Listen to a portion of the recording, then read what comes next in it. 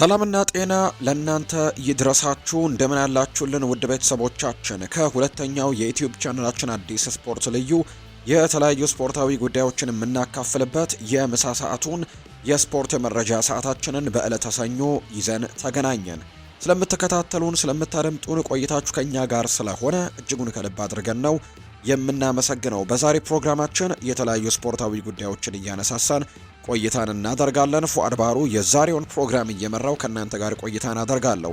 እናንተም ቪዲዮአችንን ላይክ፣ ቻናላችንን ሰብስክራይብ እያደረጋችሁ ቆይታችሁን ከኛ ጋር እንድታደርጉ በአክብሮት ነው የምጋብዘው። የዝውውር ጉዳዮችን በስፋት እናነሳለን። ትላንትናና እንዲሁ ደግሞ ዛሬ ጠዋት ጀምሮ ሲወጡ የነበሩ የዝውውር ጉዳዮችን ሰፋ አድርገን ወደ እናንተ የምናደርስበት ፕሮግራማችንን እነሆ ይዘን ቀርበናል። እስከ ፕሮግራማችን ፍጻሜ አብራችሁኝ ቆዩ። ከመሸጋገሪያ በኋላ በድጋሚ እንገናኛለን። ይህንን ቻናል ያልተቀላቀላችሁ ቤተሰቦቻችን ቻናላችንን ሰብስክራይብ፣ ቪዲዮአችንን ላይክ እያደረጋችሁ ከኛ ጋር ቆይታን አድርጉ። ከመሸጋገሪያ በኋላ በድጋሚ እንገናኛለን። አብራችሁኝ ቆዩ።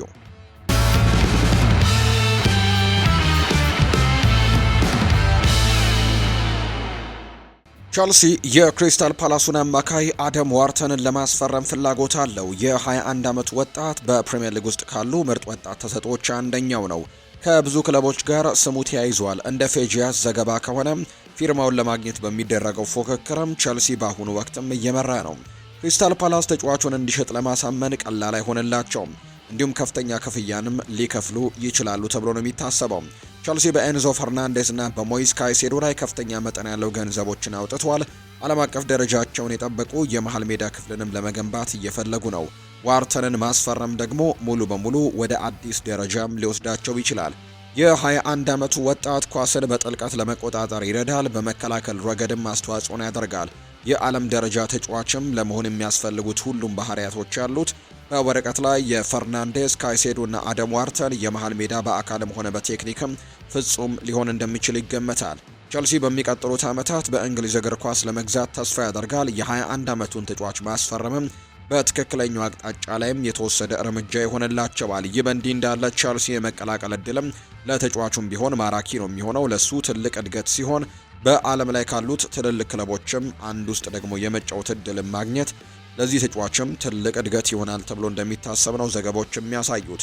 በቋሚነት ለዋንጫዎች ለመታገል ተስፋ ያደርጋል። ቸልሲም ያንን መድረክ ሊሰጠው ይችላል። አደም ዋርተን ለመጫወት የሚያስደስት ተጫዋች ተብሎም እየተገለጸ ነው የሚገኘው።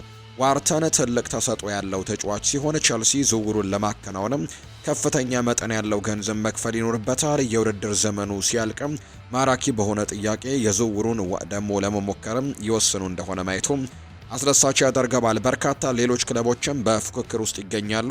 ቸልሲም በክረምቱ የጨረታው ላይ እንግዲህ በትልቁ ፉክክር ላይ ያደርግ እንደሚችል ነው ግምቶች እየወጡ የሚገኙት።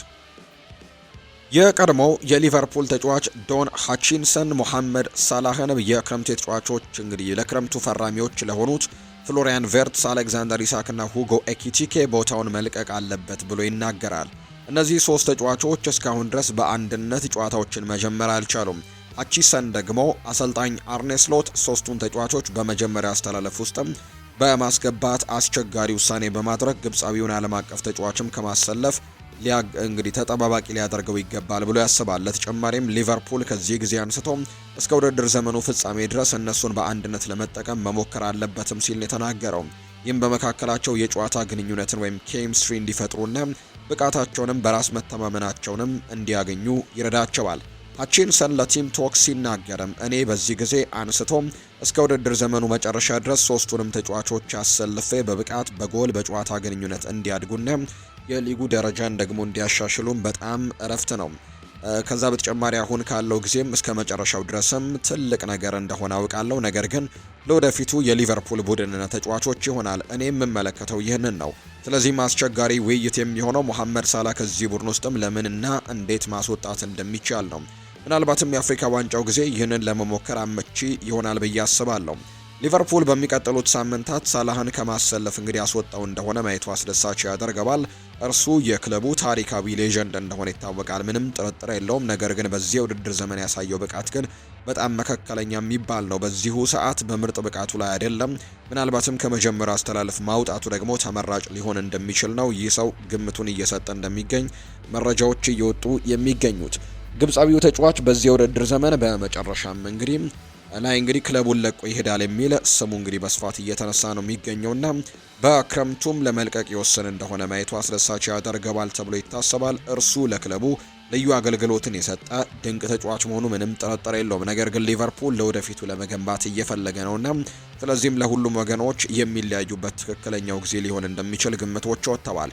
ሳላህ ክለቡን ከተቀላቀለ ወዲህ በክለቡ ምርጥ ጎል አስቆጣሪ ብቻ ሳይሆን ጠንክሮ የሚሰራበት የጨዋታ ስልቱ በየርገን ክሎፕ ጠንካራ ሰራተኛ የሚል ስያሜም ተሰጥቶታል። ከመጀመሪያ አስተላለፍ ማስወጣትም ቀላል አይሆንም። ሁኔታውን እንዴት እንደሚቆጣጠሩት ማየቱም አስደሳች ያደርገዋል ተብሎ ነው የሚጠበቀው። አርሰናል የጀርመኑን አጥቂ ካሪም አዲየሚን ለማስፈረም ፍላጎት ማሳየት የጀመረ ሌላኛው ክለብ ነው። እንደ ቲም ቶክ ዘገባ ከሆነ የ23 ዓመቱ አጥቂ ከጀርመኑ ክለብም እስከ 2027 የሚያቆየው ውል አለው። ማንቸስተር ዩናይትድም በጥር ወር ፊርማውን ለማስጠበቅ ከፍተኛ ፍላጎት አለው። በውል ውስጥም ወደ 71 ሚሊዮን ፓውንድ የሚጠጋ የውል ማፍረሻ አንቀጽም ያለው ሲሆን አርሰናል ወይም ማንቸስተር ዩናይትድ ዝውውሩን ማከናወን ይችሉ እንደሆነ ማየቱ አስደሳች ያደርገዋል። ተጫዋቹ የሚወክለው በሱፐር ወኪሉ ሆርግ ሜንዴዝ ነው። አርሰናል ዝውውሩን ለማጠናቀቅ ደግሞ ቀድሞውኑ ግንኙነት መጀመሩ ተዘግቧል።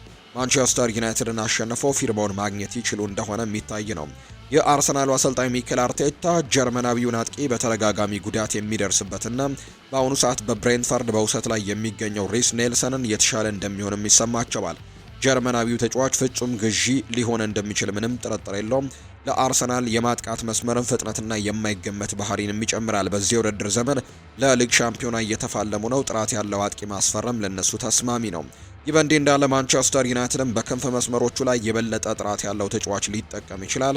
ምን እንደሚወስኑ ማየት አስደሳች ያደርገዋል። 71 ሚሊዮን ፓውንድም ለአጥቂው ከፍተኛ መጠን ያለው ገንዘብ ሲሆን ማንኛውም ክለብ ለመክፈል ፍቃደኛ ይሁን አይሁን ወደፊት የሚታይ ነው። አርሰናልና ማንቸስተር ዩናይትድ እርሱን ደግሞ ለመግዛት የሚያስችል የገንዘብ አቅም አላቸው። ተጫዋቹ ወደ እንግሊዝ የመዘዋወር ሀሳብ ሊስበው ይችላል። ለሱ ትልቅ እድል ሲሆን በፕሪሚየር ሊጉ ጥራቱን ለማሳየትም ይፈልጋል ነው የተባለው። ሁለቱም ክለቦች ለሱ ማራኪ መዳረሻዎች ሊሆኑ ይችላሉ። ሁለቱም ክለቦች ዶርትሙንድ የበለጠ ምክንያታዊ የሆነ ስምምነትን እንዲቀበል ለማሳመንም ይችሉ እንደሆነ ማየቱ አስደሳች ያደርገዋል ተብሎ ነው የሚጠበቀው። ኒውካስል ዩናይትድ ጄምስ ትራፎርድን ከማንቸስተር ሲቲ ለማስፈረም ተስፋ ያደርጋል። የ23 ዓመቱ የእንግሊዝ ብሔራዊ ቡድን ግብ ጠባቂ እንግዲህ ማንቸስተር ሲቲ በ19 ሚሊዮን ፓውንድ ዝውውር እንግዲህ ከመሄዱ በፊት ከነሱ ጋር ስሙ ተያይዞ ነበር። እንግሊዛዊው ግብ ጠባቂ ክለቡን ከተቀላቀለ በኋላ በተደጋጋሚ የመሰለፍ ዕድል ለማግኘት እየተቸገረ ነው። ማንቸስተር ሲቲ ጂያንሉጂ ዶናሩማን ከፓሪስ ሰን ዠርሜን ያስፈረመ ሲሆን ጣሊያናዊው ግብ ጠባቂ ደግሞ ክለቡ ከተቀላቀለ በኋላ የመጀመሪያ ምርጫ ነው። ትራፎርድ በሙያው በዚህ ደረጃ ላይ እያለ ብዙ ጊዜ መጫወት ነው የሚፈልገው። ወደ ኒውካስል መዘዋወርም ተስማሚ ሊሆን ይችላል። እንደ ቲም ቶክ ዘገባ ከሆነ ኒውካስል በተጫዋቹ ላይ ያላቸው ፍላጎትን ለማደስም ወስነዋል። የ23 ዓመቱ ግብ ጠባቂን ማስፈረም ይችሉ እንደሆነ ማየቱ አስደሳች ነው። ትራፎርድ ብሩህ የወደፊት እጣ ያለው ጎበዝ ግብ ጠባቂም ነው። ተጫዋቹ በሚቀጥሉት ወራትም ለመልቀቅ ክፍት እንደሆነ ተዘግቧል። ቀድሞውኑ ወኪሎች በሚቀጥሉት ወራት ውስጥም ያሉት ሊሆኑ የሚችሉ ክንፎች እንዲመረምሩ አሳስቧል። ኒውካስል ዩናይትድ ዝውውሩን ማከናወን ይችል እንደሆነ የሚታይ ነው። ተጫዋቹ የመጫወቻ ጊዜ ለማግኘትም ከፍተኛ ፍላጎት አለው። ለኒውካስልም ልዩ ግዢ ሊሆን ይችላል። ትራፎርድ ለኒክ ፖፕም ተመራጭ የረጅም ጊዜ ምትክል ሊሆን እንደሚችል ነው የሚታመነው። ኒውካስል ባለፈው የውድድር ዘመን እሱን በቅርበት በመመልከትም ተጫዋቹን ጠንቅቆ ያውቀዋል። በክረምቱ የዝውውር መስኮትም ተጫዋቹን ለማስፈረም በቅድመ ውይይትም አድርገው ነበር። ሆኖም ግን ማንቸስተር ሲቲ በመጨረሻም እሱን ለከነሱ ደግሞ ቀድሞ ማስፈረምም እንደቻለ ነው የሚነገረው። ባለፈው የውድድር ዘመን በሻምፒዮንሺፕም ለበርንሌይ እጅግ አስደናቂ አቋሙን ያሳየ ተጫዋች እንደነበር የሚታወስ ጉዳይ ነው። በሊግ ውስጥም 15 ጊዜ ክሊንሺቶችን አስመዝግቧል። በፕሪሚየር ሊግ ውስጥም በቋሚነት ለመሰለፍም የሚያስችል ብቃት እንዳለው ምንም ጥርጥር የለውም። ዝውውሩ ከተሳካ ለኒውካስል ዩናይትድ ቁልፍ ተጫዋች ሆኖ ራሱን ለማሳየትም እድሎችን ያገኛል ተብሎ ይታሰባል። ኒውካስል ዩናይትድ ከፍተኛ ምኞት ያለው ፕሮጀክት እንዳለው ግልጽ ነው። በቋሚነት ለዋንጫዎች የሚታገል ቡድንም ለመሆን እየፈለጉ ይገኛሉና የ23 ዓመቱን ግብ ጠባቂ ማስፈረም ደግሞ ለነሱ ተስማሚ አማራጭ ይሆናል ተብሎ ነው እንደሚታሰብ ዘገባዎቹ በስፋት እየጠቆሙ የሚገኙት። ቸልሲ የሪያል ማድሪዱን አጥቂ ኤንድሪክ ፊሊፔን ለማስፈረም ፍላጎት እንዳለው እየተነገረ ነው። የ19 ዓመቱ ወጣት ተጨማሪ የመጫወቻ ጊዜያቶችን ለማግኘትም ከፍተኛ ፍላጎት ያለው ሲሆን በጥር ወርም ክለቡን ለቆ ይሄዳል በሚል ስሙ እየተነሳ ነው። የፈረንሳዩ ክለብ ሊዮን በጥር ተጫዋቾች የዝውውር መስኮት በውሰት ለማስፈረም ፍላጎት እንዳለው ቢታወቅም አሁን ላይ ግን ቸልሲም ጥያቄውን ያቀርባል። እንደ ፉትቦል ደ ኢስፓና ዘገባ ከሆነ ተጫዋቹ አሁን ያሉትን አማራጮች እየመዘነ ነው። ጥር ወር ላይ ወደ ቸልሲ ለመዘዋወር ይወስን እንደሆነ ማየቱ አስደሳች ያደርገዋል። የ19 ዓመቱ ወጣት በለንደኑ ክለብም ጠቃሚ ግዢ ሊሆን ይችላል። በአጥቂው ክፍል ውስጥም የበለጠ ጥራትና ጥልቀትም ያስፈልጋቸዋል። ኤንድሪክ እጅግ በጣም ጥሩ ግዢ ይሆናል። በሶስቱ የፊት መስመሮች ላይም የመስራትም ችሎታ እንዳለው ጭምር ነው የሚነገረው። ስለዚህም ለቸልሲ ተመራጭ አማራጭ ሊሆን እንደሚችል ነው በርካቶች የሚያምኑት። ቸልሲ በዓለም ላይ ካሉ ትልልቅ ክለቦች አንደኛው ነው። እሱን የመቀላቀል እድሉ ደግሞ ለተጫዋቹ ማራኪ ሊሆን ይችላል። ሆኖም ቀጣዩ ዝውውሩን በጥንቃቄ መወሰን ይኖርበታል። በቸልሲ ተጠባባቂ ወንበር ላይ መቀመጥ ለሱ የሚጠቅም አይመስልም። በቋሚነት የሚጫወትበትን ክለብም መፈለግ ይኖርበታል። ቸልሲ የመጫወቻ ጊዜ ዋስትና መስጠት ካልቻለም ሌላ ክለብን ቢቀላቀል ለሱ የተሻለ ነው የሚሆነው። እድገቱን ለመቀጠል በየሳምንቱ መጫወትም ይኖርበታል። በ2026 የዓለም ዋንጫ እየተቃረበ ባለበት በዚህ ሰዓት ኤንድሪክ የብራዚል ብሔራዊ ቡድን አካል መሆን ይፈልጋል። በትልቅ ክለብም ወንበር ላይ መቀመጥን አይፈልግም። የበለጠ መጫወትና ብቃቱንና በራስ መተማመኑን መልሶ ማግኘትም ይፈልጋል። ቸልሲ ወደ ክለቡ እንዲቀላቀል ማሳመን ይችል እንደሆነ ማየቱ አስደሳች ያደርገዋል ተብሎ እንደሚጠበቅ ነው ዘገባዎቹ የወጡት። የቮልስበርጉ ተከላካይ የሆነው ኮንስታንቲኖስ በሚቀጥሉት ወራት ከጀርመኑ ክለብ ይለቃል የሚል ስሙ እየተነሳ ነው። ሊቨርፑል እና ቶተንሃም ሆትስፐርስ እሱን ለማስፈረምም ፍላጎት እንዳላቸው ነው የተገለጸው። ሆኖም ግን የቀድሞው የኤቨርተን ዋና ስራ አስፈጻሚ ኪዝ ዋይነስ እንደተናገረው ከሆነ ተከላካዩ ወደ ቶተንሃም ሊያመራ እንደሚችልም ነው የገመተው። የ21 ዓመቱ ወጣት በአውሮፓ ውስጥ ከፍተኛ ግምት የሚሰጠው ሲሆን በጀርመን ጥሩ ብቃትን አሳይቷል።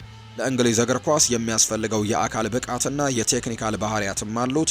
ለሁለቱም ክለቦች ደግሞ በጣም ጠቃሚ ግዢ ሊሆን ይችላል። ሊቨርፑል ጥራት ያለው የመሃል ተከላካይ ነው የሚያስፈልገው። በተለይም ኢብራሂማ ኮናቴ በውድድር ዘመኑ መጨረሻ ክለቡን ለቆ ይሄዳል ተብሎ ነው የሚጠበቀው። ኮንትራቱ በ2026 ክረምት የሚያበቃ ሲሆን ከክለቡ ጋርም ውሉን አላራዘመም። ቶተንሃም በተከላካይ ክፍል ውስጥም ተጨማሪ ጥልቀትን ሊጠቀም ይችላል። ከሁለቱ ክለቦች ውስጥም ዝውውሩን ማከናወን የሚችለው ማን እንደሆነ ማየቱ አስደሳች ያደርገዋል። ኪዝ ዋይነስ ለፉትቦል ኢንሳይደር ሲናገርም እኔ ልናገር የምችለው ሊቨርፑል አሁን 5 ወይም 6 ሊሆን የሚችሉ ኢላማዎች አሉት። እሱም ወደ ዝውውሩ የተጨመረ ሌላኛው ተጫዋች ነው። ይሁን እንጂ ወደ ሊቨርፑል ይሄድ እንደሆነ ግን አላውቅም። ስፐርስ በፉክክር ውስጥ ሌላኛው ክለብን ይመስለኛል። ቀደም ሲል በሚኪ ቫን ደቬን የተባለው አስደናቂ ተጫዋችን አስፈርመዋል። ምን አይነት እንግዲህ አትሌት እንደሆነም በደንብ ተመልክተናል። ስለዚህ በቮልስበርግ የሚገኘው ይህንንም ተጫዋችም በእርግጠኝነት ከምርጥ ወጣት ተከላካዮች አንደኛው ነው። ብዙ ትኩረትም ይስባል ተብሎ ይታሰባል። ነገር ግን እኔ የምሰማው ይልቁንም ወደ ስፐርስ ሊሄድ ይችላል ወይስ ደግሞ ወደ ሊቨርፑል የሚለውን እስካሁን የተረጋገጠ ነገር የለውም። ለወደፊት የሚደረግ ኢንቨስትመንት ይሆናል። ለሁለቱም ክለቦች ቁልፍ ተጫዋች ሆኖ ሊያድግም ይችላል። ሁለቱም ክለቦች ደግሞ ለተጫዋቹ ማራኪ እድሎች ይሆናሉ። በከፍተኛ ደረጃ የመወዳደርና ለዋንጫ መታገልም ይፈልጋል። እንደ ሊቨርፑል እና ደግሞ ቶተንሃም ያሉ ክለቦችም ያንን መድረክም ሊሰጡት ይችላሉ ተብሎ እንደሚጠበቅ ነው መረጃዎች እየወጡ የሚገኙት። የዌስትሃም ዩናይትዱ አማካይ ጄምስ ዋርድ ፕሮስ በቅርብ ሳምንታት ለክለቡ ይለቃል የሚል ስም እየተነሳ ይገኛል። ልምድ ያለው አማካይ በለንደን ክለብ ውስጥም ቋሚ የመጫወቻ ጊዜያቶችን ለማግኘት እየተቸገረ ሲሆን የ31 ዓመቱ ተጫዋች ብዙ ጊዜ ለመጫወት ክለቡንም መልቀቅ አለበት። ኑኖ ኤስፕሬንቶ ሳንቶ ከመጡ ወዲህ በዌስትሃም የጨዋታ ቀን ስብስብ ውስጥም ገና አልተካተተም። እንግሊዛዊው አማካይ በኑኖ እቅዶች ውስጥ ቁልፍ አካል አለመሆኑ ግልጽ ነው። በጥር ወር ክለቡን ቢለቅ ደግሞ ምክንያታዊ ይሆናል። እንደ ቲም ቶክ ዘገባ ከሆነ ኤቨርተን አሁን ላይ ለመውጣት አማራጭ ለመስጠትም ዝግጁ ናቸው። ኤቨርተን ጄምስ ዋርድ ፕሮስን ለማስፈረም እድሉን ይመለከታል። እሱም በጥር ወር ክለቡን ከሞላ ጎደል በእርግጠኝነት ከሚለቁ ተጫዋቾች አንደኛው ነው ሲል ጆንስ ለቲም ቶክ በልዩ ሁኔታ ተናግሯል። በዌስትሃም እቅድ ውስጥ የሚመለስበት መንገድ የለም። ኑኖ ኤስፕሬንቶ ሳንቶ በቡድን ውስጥ አይፈልገውም። ይህ ሁኔታ ሊቀየር ይችላል የሚለው ሀሳብ ዝግጁ አይደለም። ዌስትሃም ዩናይትድ እሱን ከመልቀቅ ለመከላከል የሚሞክርበት ምንም አይነት እድል አይታይም። በአክብሮትም ይይዙታል፣ የመልቀቅ እድሉንም ይሰጡታል ብዬ አስባለሁ። እሱ በእርግጠኝነት ለፕሪሚየር ሊጉ በቂ ነው ተብሎም ይታመናል። በኤቨርተን ስራ መስራትም እንደሚችል ያስባል። ስለዚህም ደግሞ ዌስትሃም በምን አይነት ስምምነት ላይ ዝግጁ እንደሆኑ ለማወቅም እንደሚሞክሩ ጠብቃለሁ ሲል የተናገረው ኤቨርተን በመሃል ሜዳው ላይ ተጨማሪ ጥራትና ጥልቀትን ለመጨመር እየፈለገ ነው። የ31 ዓመቱ አማካይም ለነሱ ጠቃሚ ሊሆን ይችላል። ለቡድኑ የፈጠራ ችሎታና ቴክኒካዊ ብቃትንም ይጨምራል። ከዚህ በተጨማሪም በፍጹም ቅጣት ምት ወይም ደግሞ በሴት ፒሶች ላይ ያለው ልምድ ለኤቨርተን ጥሩ ነገርን ይጨምራል ተብሎ ይታሰባል። አማካዩ በኤቨርተን አሰልጣኝ ዳቪድ ሞይስ ከፍተኛ ግምት የሚሰጠው ነው። እሱ በተጫዋች ውስጥም ምርጡን ብቃት በድጋሚ ሊያወጣው እንደሚችል ግምቶች አሉ። ሁለቱም ክለቦች ለሁለቱም እንግዲህ የሚጠቅም ስምምነት መስራት ይችሉ እንደሆነ ማየቱ አስደሳች ያደርገዋል። አማካዩ ቋሚ እድሎችን ለማግኘት ከፍተኛ ፍላጎት ያለው ሲሆን ዌስትሃም በመንገዱ ላይ አይቆምም ተብሎ ነው የሚታሰበው። የኒውካስል ዩናይትዱ ተከላካይ ፋቢያን ሼር በሚቀጥሉት ወራትም ክለቡን ይለቃል በሚል ስሙ ተነስቷል። የ33 ዓመቱ ተከላካይ ክለቡን በ2018 ከተቀላቀለ ወዲህ ለኒውካስል በጣም ጠቃሚ ተጫዋች ነው። በመጀመሪያው አስተላለፍ ውስጥ ስሙን ከሚጠሩ ተጫዋቾች አንዱ ቢሆንም አሁን ግን ቋሚ የመሰለፍ ቦታውንም አጥቷል። በተጨማሪም በውሉ የመጨረሻው ዓመት ላይ የሚገኝ ሲሆን ኒውካስል በእርሱ ላይ ገንዘብ ቢያገኝም መልካም ነው። እንደ ስካይ ጀርመኒ ዘገባ ከሆነ የጀርመን ክለቦች ሁኔታውን እየተከታተሉ ነው። በሚቀጥሉት ወራት ውስጥም ለማስፈረም ጥያቄ ሊያቀርቡ ይችላሉ። ዘገባው በመጪው ክረምትም መልቀቁ አይቀርም ቢባልም በጥር ወር ሊሆን የሚችል ዝውውር ግን አይገልጽም። ኒውካስል እንደሱ ያለ ልምድ ያለው ተጫዋችን በውድድር ዘመኑ መካከልም ለመሸጥ ይዘጋጅ እንደሆነ ማየቱ አስደሳች ያደርገዋል። በዚህም የውድድር ዘመን በዩኤፋ ቻምፒየንስ ሊግ ጥሩ ውጤት ለማስመዝገብም እየፈለጉ ነው። በሊጉ የደረጃ ሰንጠረዥ ላይም ጥሩ ቦታ ይዘው ለመጨረስም ተስፋ ያደርጋሉ። በጥር ወር ቡድናቸውን ማዳከምም አይፈልጉም። የስዊስ ብሔራዊ ቡድን ተጫዋች የሆነው ፋቢያን ሼር እስከ ውድድር ዘመኑ መጨረሻ ድረስም በክለቡ ማቆየቱን ተመራጭ ይሆናል። ቋሚ የመሰለፍ ቦታውን ቢያጣም አሁንም በክለቡ በጣም አስፈላጊና ጠቃሚ ተጫዋች ነው። በተለያዩ የተከላካይ ቦታዎች ላይ ለመስራትም የሚያስችል ሁለገብ ተጫዋች ነው።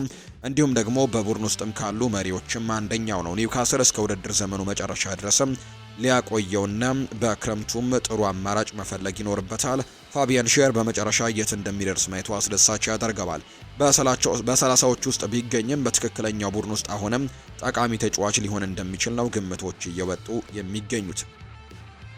ዌስትሃም ዩናይትድ አልሃጂ ማሊክ ዲዮፈን በክረምቱ የዝውውር መስኮት ከስላቪያ ፕራግ አስፈርሟል። የ20 ዓመቱ ወጣት ቀድሞውኑ ለክለቡ አስፈላጊ ተጫዋች ሆኖ ራሱን አረጋግጧል። የለንደኑ ክለብ ዝውውሩን ለማከናወን 19 ሚሊዮን ፓውንድም ከፍሏል። ኢንቨስትመንቱንም እስካሁን ድረስ ፍሬ እያፈራ መሆኑ ግልጽ ነው። በፕሪሚየር ሊጉ በቋሚነት እያስደመመ ሲሆን በአሰልጣኝነትና በልምድ ደግሞ እየተሻሻለ ይሄዳል።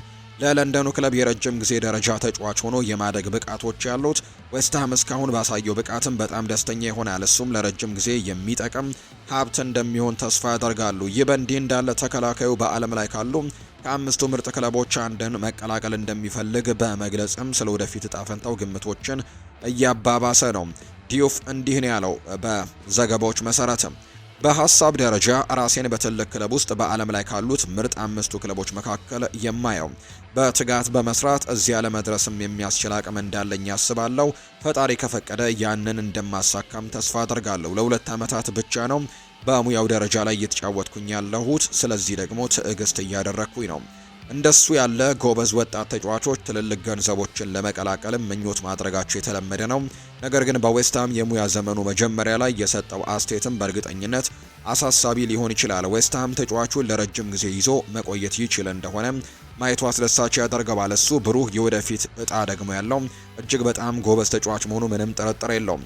እንደሱ ያለን ተጫዋች ማጣት ለለንደኑ ክለብም ድንገተኛ ጉዳት ይሆናል። በፕሪሚየር ሊጉም በቋሚነት ጥሩ ብቃትም ያለው ቡድን ለመገንባት ከፈለጉም እንደሱ ያሉ ተጫዋቾችን በክለቡ ማቆየት ይኖርባቸዋል ሲልም ጭምር ነው የተናገረው። የክሪስታል ፓላስ አጥቂ ሂንዳሎ ሙስተፋ በአሁኑ ወቅት በጀርመኑ ክለብ ኑረምበርግ በውሰት ላይ ይገኛል።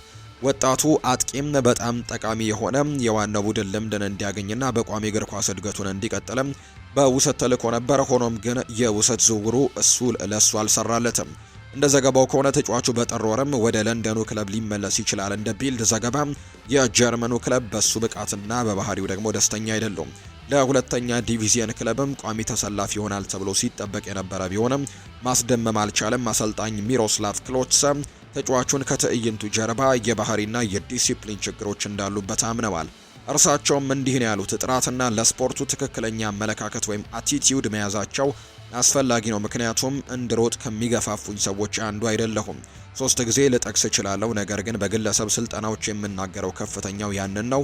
ከዚያም እጨርሳለሁ ሲልም ጭምር የተናገረው በሚቀጥሉት ሳምንታት ውስጥ ነገሮችን መቀየር ይቻል እንደሆነ ማየቱ አስደሳች ያደርገው ይሆናል። በክሪስታል ፓላስ ተጠባባቂ ወንበር ላይ መቀመጥ ወይም ደግሞ ለወጣቶች ቡድን መጫወት ለሱ ብዙም አይጠቅመውም። በቋሚነት በተፎካካሪ ደረጃ መጫወት ያስፈልገዋል። በጀርመን ክለብ መቆየቱም ለሱ ተመራጭ ሊሆን ይችላል። ችሎታውን ከፍ ለማድረግ በባህሪውና በአእምሮ ወይም በሜንታሊቲው ላይ መስራት እንደሚያስፈልገው ግልጽ ነው። እሱ ብሩህ የወደፊት ጥሩ ያለው ጎበዝ ወጣት ተጫዋች መሆኑን ምንም ጥርጥር የለውም። ባለፈው ዓመት ለክሪስታል ፓላስ ወጣቶች ቡድንም 15 የግብ አስተዋጽኦችን አስመዝግበዋል። ለለንደኑ ክለብ ወደፊት አስፈላጊ የዋና ቡድን ተጫዋች ሆኖ የማደግ አቅም አለው፣ ነገር ግን በእድገቱ ላይ ማተኮር ይኖርበታል። ተጫዋቹ በጥር ወር ወደ ሴልኸርስት ፓርክ ይመለስ እንደሆነ የሚታይ ጉዳይ ነው የሚሆነው። በዚያ ሁኔታ ላይ ክሪስታል ፓላስ ክለሱ ደግሞ የሌላ የውሰት ዝውውርን ማዘጋጀትም ሊኖርበት እንደሚችል ነው የተገመተው። የዌስትሃም ዩናይትዱ አማካይ ሉካስ ፓኬታ በቅርብ ሳምንታት ከክለቡ ይለቃል በሚል ስሙ እየተነሳ ነው። የ28 ዓመቱ ተጫዋች አዲስ ፈተናን ለመጋፈጥ ፍላጎት ያለው ሲሆን በጥር ወር ክለቡን ለመልቀቅም ዝግጁ ነው። እንደ ቦሊቪፕ ዘገባ ከሆነ ዌስትሃም ተጫዋቹን በጥር ወርም ለመልቀቅ ፍቃደኛ ነው። በክለቡና በተጫዋቹ መካከልም የቃል ስምምነት አለ። ማንኛውም ክለብ ቀርቦ የተጠየቀውን ዋጋ ለመክፈል ፍቃደኛ ይሁን አይሁን ማየቱ አስደሳች ያደርገዋል። ዘገባው አክሎም የብራዚሉ ክለብ ፍላሚንጎ ፊርማውን ለማስጠበቅ ፍላጎት እንዳለው ይነገራል። ዝውውሩን ለማከናወንም እስከ 30 ሚሊዮን ዩሮ ለመክፈል ፍቃደኞች ናቸው። ዌስትሃም መልቀቁን ለማጽደቅም ይዘጋጅ እንደሆነ ማየቱ አስደሳች ያደርገዋል። የ30 ሚሊዮን ዩሮ ክፍያ ለሱ ጥራት ላለው ተጫዋችም ርካሽ ሊሆን ይችላል። ሆኖም ግን ለደቡብ አሜሪካ ክለቦች ከፍተኛ መጠን ያለው ገንዘብ ሲሆን ከዚህም በላይ ደግሞ ለመክፈል የሚችሉበት እድል በጣም አናሳ ነው። ዝውውሩ እንዲሳካ ዌስትሃም ዩናይትድ የሚጠይቀውን ዋጋ ምክንያታዊ መሆን አለበት ተብሎ ነው የታሰበው። የ28 ዓመቱ ተጫዋች ክለቡን ከተቀላቀለ ወዲህ ለዌስትሃም አስደናቂ ብቃትን ያሳየ ሲሆን በክለቡ ውስጥም ካሉ ምርጥ ተጫዋቾች አንደኛው መሆኑ ምንም ጥርጥር የለውም። በጥር ወርም መልቀቁ በክለቡ ድንገተኛ ጉዳትም ይሆናል። ሆኖም ግን ተጫዋቹ የመዘዋወር ፍላጎት ስላለው የለንደኑ ክለብ ከፍላጎት ውጪ ሊያቆየው አይችልም። የዝውውር መስኮቱ እንደገና ሲከፈት በሁለቱ ወገኖች መካከልም የተደረገው የቃል ስምምነትን በማክበር እንዲሄድም ይፈቅዱለት እንደሆነ ወደፊት የሚታይ ጉዳይ ይሆናል ተብሎ ይጠበቃል። ይህ በእንዲህ እንዳለ ዌስትሃም ዩናይትድ ለተጫዋቹ ጥራትም ምትክም ማምጣት ይኖርበታል ተብሎ ይታሰባል። ይህ ተጫዋች በዝውውር መስኮቶች ላይ ከተለያዩ ክለቦች ጋር ከትልልቅ ክለቦች ጋር ስሙ ሲነሳ የነበረ ተጫዋች እንደነበር የምናስታውሰው ነው። በአንድ ወቅት ማንቸስተር ሲቲ ይህን ተጫዋች ለማስፈረም በጣም በትልቁ ፍላጎት ነበረው። ነገር ግን በፕሪሚየር ሊጉ በተፈጠረበት ክስ ምክንያትም ይህንን ተጫዋች ማስፈረም ሳይችሉ ቀርተው ዝውውሩንም እንዳቋረጡት የምናስታውሰው ጉዳይ ነው። ከዛ በተጨማሪ ደግሞ እንዲሁም ሌሎች ክለቦችም ለምሳሌ ያክል አሁንም ማንቸስተር ዩናይትድ ስሙ ሲነሳ እንደነበር የምናስታውሰው ነው። ነገር ግን ማንቸስተር ዩናይትድ አሁን ላይ በትልቁ ይህንን ተጫዋች ይመለከተዋል ወይ አጠያያቂ የሆነ ጉዳይ እንደሆነ መረጃዎች ያሳያሉ። በቀጣይ ወደ የትኛው ትልቅ ክለብ ያመራል የሚለው ጉዳይ በትልቁ ቢነሳም እንዲሁ ደግሞ የሀገሩ ክለቦችም እንግዲህ ይፈልጉታል ተብሎ እንደሚነሳ ነው መረጃዎች እየወጡ የሚገኙትና በቀጣይ የሉካስ ፓኬታ ማረፊያ የት ይሆናል የሚለው ጉዳይ በርካቶችን እያጠያየቀ የሚገኝ ጉዳይ እንደሆነ ነው መረጃዎች በትልቁ እየተጋሩ የሚገኙትና ሉካስ ፓኬታ ከክለቡ እንደሚለቅ ቢጠበቅም ነገር ግን ወደ የትኛው ክለብ ሊያመራ እንደሚችል ግን እስካሁን የተረጋገጠ ነገር የለም የተባለው። ነገር ግን ይህ ዝውውር በጥር ተጫዋቾች የዝውውር መስኮት የመሆን ምንም አይነት እድል እንደሌለው የሚያሳዩ መረጃዎች ናቸው የወጡት። በክረምቱ ምናልባት ሉካስ ፓኬታ ይለቃል ተብሎ እንደሚጠበቅ ዘገባዎቹ ይፋ አድርገዋል። ውድን የተከበራችሁ ቤተሰቦቻችን ከሁለተኛው የዩቲዩብ ቻናላችን አዲስ ስፖርት ልዩ ለዛሬ ለዕለተ ሰኞ የምሳ ሰዓት ያዝነላችሁ ፕሮግራማችን መሰናዷችን ይህንን ይመስል ነበር። ከኛ ጋር ቆይታን ያደረጋችሁ በሙሉ ላቅ ያለ ምስጋናችንን ለእናንተ ማቅረብ እንወዳለን። ፉአድ ባህሩ እንደተለመደው የዛሬውን ፕሮግራም እየመራው ከመላው የስቱዲዮ ባለሙያዎች ጋር በመሆን ፕሮግራሙን ወደ እናንተ ሳደርስ ቆይታን አድርግ ያለው። በቀጣይ ፕሮግራሞቻችን ሌሎች ስፖርታዊ ጉዳዮችን፣ ሌሎች አዳዲስ መረጃዎችን አካተን በድጋሚ ተመልሰን የምንገናኝ ይሆናል። ስለተከታተላችሁኝ ስላደመጣችሁኝ ቆይታችሁ ከኛ ጋር ስለነበር ግን ከልብ አድርገን ነው የምናመሰግነው። ቪዲዮአችንን ላይክ፣ ቻናላችንን ሰብስክራይብ እያደረጋችሁ ከኛ ጋር ለነበራችሁ በሙሉ ላቅ ያለ ምስጋናችንን ወደ እናንተ ማቅረብ እንወዳለን። ፉአድ ባህሩ ፕሮግራሙን እየመራው ከእናንተ ጋር ቆየሁኝ። በነገው ፕሮግራማችን በድጋሚ ተመልሰን የምንገናኝ ይሆናል። መልካም ጊዜ እንዲሆንላችሁም ነው በአክብሮት የምመኘው።